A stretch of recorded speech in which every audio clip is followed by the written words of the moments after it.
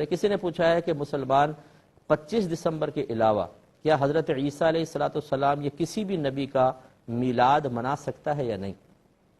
دیکھیں، کسی کی بھی پیدائش کی خوشی جائز اور شرعی طریقے سے منانا شریعت منع نہیں کرتی ہے، لیکن چونکہ اگر کوئی اور قوم ہے اور کوئی دن ان کے مذہبی معاملات کے لیے مختص ہے تو پھر اس لیے مشابہت کی وجہ سے منع کیا جائے گا کہ بھئی ایک مذہبی تہوار کے اندر اگر آپ بھی اس طرح کا کوئی معاملہ کریں گے تو ایسا لگے گا جیسے اس مذہبی تہوار میں آپ بھی شریک ہیں، کیونکہ ہر مذہبی تہوار جو ہے وہ ایسا نہیں ہوتا کہ ہمارے مذہب اسلام کی تعلیمات سے متصادم نہ ہو۔ اگر ٹکراؤ نہ ہو تو پھر تو کوئی پرابلم نہیں، لیکن عموماً ٹکراؤ ہوتا ہے عقائد کے اندر، سوچ اور فکر کے اندر، اس کے پیچھے جو ایک لاجک ہوتی ہے اس کی وجہ سے پرابلم یہ ہوتی ہے اگر ہم بھی اس طرح کرتے ہیں تو پھر ایسے ہی محسوس ہوتا ہے کہ جس سوچ اور فکر کے ساتھ دوسرا کر رہا ہے ہم بھی کر رہے ہیں اور یہ مناسب نہیں ہوتا۔ تو چنانچہ اس پرٹیکولر ڈے میں نہیں، اس کے علاوہ تمام نبی ہمارے ہیں، عیسیٰ علیہ السلام ہمارے، موسیٰ علیہ السلام ہمارے ہیں، جیسے ہم اپنے نبی کریم صلی اللہ علیہ وسلم کے میلاد مناتے ہیں ایسا ان کا بھی منا سکتے ہیں۔ لیکن میں یہ گزارش کروں گا کہ یہاں تو نبی کریم صلی اللہ علیہ وسلم جو سید الانبیاء ہیں